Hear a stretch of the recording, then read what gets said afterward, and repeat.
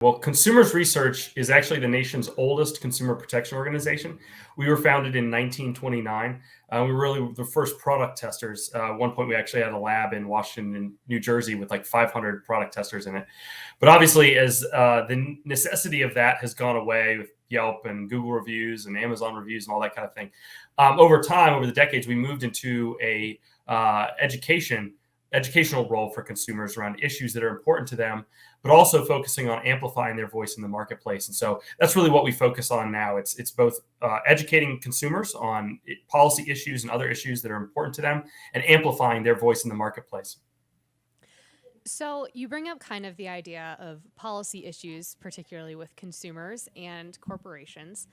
So can you talk to us a little bit more about how you educate consumers with that? Because, we've seen the rise of wokeism in America and a lot of companies promoting certain agendas. So can you just talk to us a little bit about that and, what your work in educating consumers with that is? Certainly. Well, last year, we were fed up.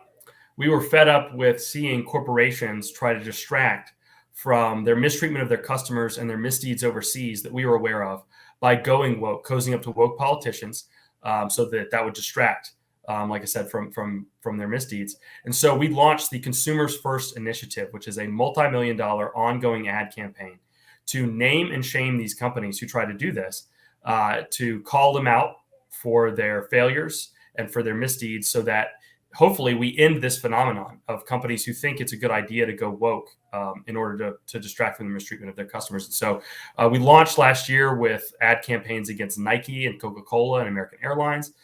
We've also done Ticketmaster and MLB. And then we've also done a company that's not as well known, Blackrock. We've been continuing to hammer them because, as you asked about education, they are probably one of the most powerful companies in the world the average person has never heard of. And we thought they should not get away with their corruption and their misdeeds simply by way of their obscurity. And so we wanted to make sure that the average consumer understood how their interests were being undermined by BlackRock and its CEO, Larry Fink.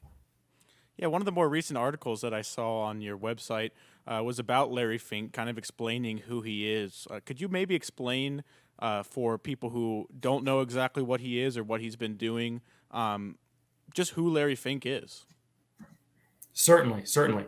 Well, Larry Fink is the CEO of BlackRock, and BlackRock is the largest investment management company in the world. It manages $10 trillion in assets. That's everything from state and local pension funds, workers' 401ks, worker pension funds from private companies, university endowments. And also they manage the thrift savings plan of the federal government. So they manage federal pensions. They have a ton of money that they manage.